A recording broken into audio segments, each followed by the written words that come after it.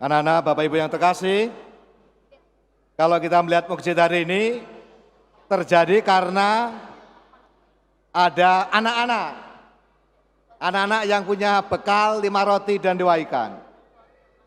Dan itu yang dilihat oleh Andreas. Jadi untung kita punya Andreas, sehingga mukjizat pergandaan 5 roti 2 ikan dapat terwujud.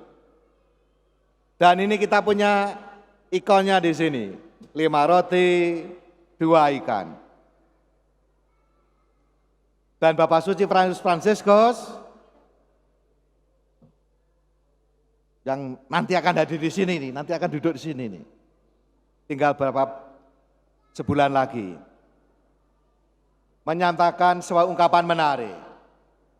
Ekaristi adalah rumah dan sekolah cinta kasih dan persaudaraan sejati.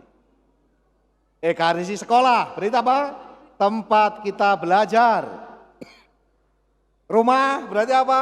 Tempat kita mewujudkan, menghayati setiap hari. Karena kita lebih banyak di rumah daripada di sekolah.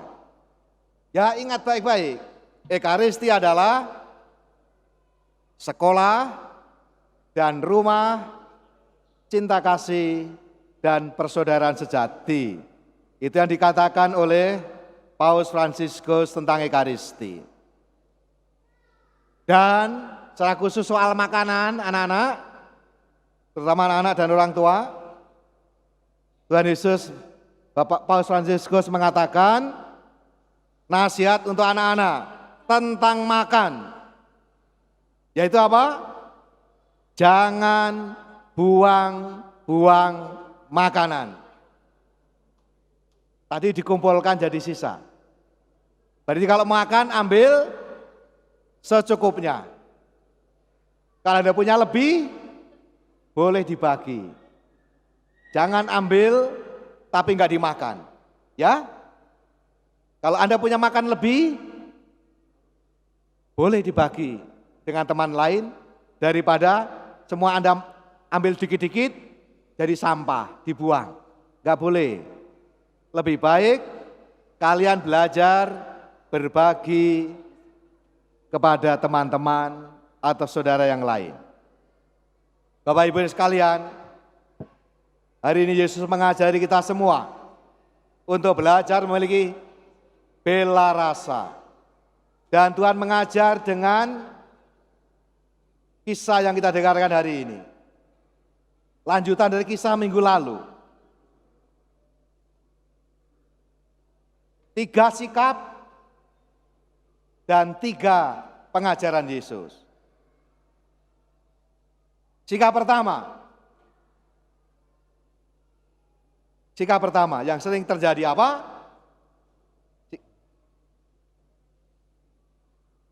Kita ngeles, tidak mau tahu, tidak mau terlibat, tidak mau tanggung jawab, alias mati rasa. Kita diajak untuk bela rasa, tapi seringkali kita ngeles, tidak mau ikut tanggung jawab. Maka dikatakan para murid, suruh saja mereka pergi pulang. Sikap yang kita buat adalah tidak mau tahu, kura-kura dalam perahu, pura-pura enggak tahu. Selesai, ini bukan urusanku. Ya kalau begitu enggak buat apa-apa. Ngeles yang pertama ya. Tapi kata Yesus apa? Kamu harus memberi mereka makan. Diperintah Yesus. Lalu mulai, waduh bagaimana nih caranya? Ngeles yang kedua. Yaitu apa? Buta fakta, tuna data. Mengecilkan diri sendiri dengan kata-kata apa? Wah, saya enggak punya apa-apa. Saya enggak bisa apa-apa.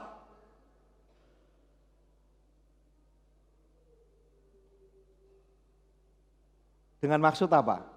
Kalau saya enggak bisa apa-apa, saya enggak punya apa-apa, maka saya enggak usah berbuat apapun. Keles kedua. Tapi apa yang dikatakan Yesus? Hei lihat, kalian punya apa? Ternyata punya sesuatu. Jadi Bapak Ibu saudara sekalian, jangan pernah mengatakan saya nggak punya apa-apa. Oh kamu betul-betul begitu ya jadilah begitu, Anda nggak punya apa-apa, betul. Tuhan memberikan kita semua punya sesuatu. Ya ingat baik-baik anak-anak juga. Jangan mengatakan saya tidak punya apa-apa, saya nggak bisa apa-apa. Tuhan berikan talenta, Tuhan berikan berkat pada semua. Jangan mengatakan nggak punya apa-apa. Kalau begitu jadilah demikian adanya. Ya, hati-hati loh. Hati-hati. Kalau saya nggak bisa apa, betul-betul nggak bisa apa-apa loh. Serius. Jangan main-main dengan Tuhan. Tapi Yesus mengatakan, coba lihat, kalian punya apa? Ternyata Andreas, ya kita punya 5 roti, 2 ikan, punya sesuatu. Yang ketiga adalah yang sering terjadi, ungkapan yang terjadi. Jurus ngeles yang ketiga. Waduh, tapi apa artinya ini semuanya ini? Tidak mungkin, tidak bisa, impossible, hal yang mustahil lah. Ini seringkali yang terakhir ini, tidak mungkin. Kalau Anda bilang nggak mungkin, ya nggak jadi juga, serius. Kalau Anda mengatakan nggak mungkin, ya nggak mungkin. Tapi bagi Tuhan tidak ada yang mustahil. Bagi orang yang percaya pada Tuhan, segala sesuatu mungkin. Karena Tuhan bisa berkarya. Dan itu butuh kita, butuh partisipasi kita. Meskipun 5 roti 2 ikan, tapi ada partisipasi. Tuhan tidak berkarya dengan 0. Dia ingin, yang diinginkan hanya apa? Kita ikut serta, kita partisipasi. Kamu punya apa? Nah sekarang mari kita lihat masing-masing. Anda punya apa? Kalau Anda syukuri, maka lihat 3 tahap yang dibuat Yesus. Mengambil, mengucap syukur, dan membagi. Nah itulah manusia-manusia Ekaristi. Mengambil, mengucap syukur, lalu berbagi. Nah kalau terjadi, mukjizat itu terjadi. Maka sebenarnya ya, ini sebentar lagi kan ganti akan anak-anak. Moga-moga kalian jadi benar dapat ya. Dapat apa? Dapat makan siang gratis katanya. Moga-moga benar ya. Lumayan kan? Ibu-ibu nggak usah nyiapin bekal itu. Kalau benar, namanya orang politik ya begitulah. Tapi seandainya, ini seandainya setiap orang mau berbagi, tidak perlu 400 triliun itu. Semua pasti bisa makan. Kalau orang memiliki hati yang murah hati, yang mau berbagi. Tidak usah pakai pemerintah. Yesus kan nggak pakai penguasa Romawi. Kalau semua dari kita punya hati yang mau berbagi, bersyukur, terjadi mukjizat. Itu yang dikatakan dalam Kisah Para Rasul. Mereka saling berbagi dan mengambil sesuai kebutuhannya, secukupnya, selebihnya dibagi. Mukjizat terjadi. Jadi pertama-tama mukjizat terjadi adalah kalau kita punya hati yang bersyukur dan murah hati berbagi. Nah moga-moga kalau itu yang terjadi, aku yakin 1000% terjadi mukjizat. Tapi kalau Anda orang-orang yang mati rasa, gak mau tahu, kura-kura dalam perahu, ngeles terus, gak terjadi apa-apa. Murid Yesus adalah murid yang mau berbagi. Ekaristi adalah bersyukur dan berbagi. Gitu ya anak-anak, Bapak Ibu orang tua, mari kita ikuti semangat Yesus.